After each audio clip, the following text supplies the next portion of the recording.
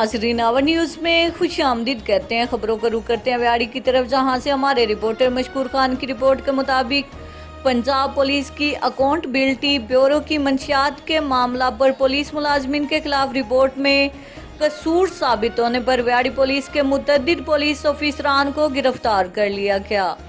तमाम गिरफ्तार पुलिस मुलाजमिन को थाना दानीवाल में मुंतकिल करके थाने को सील कर दिया गया।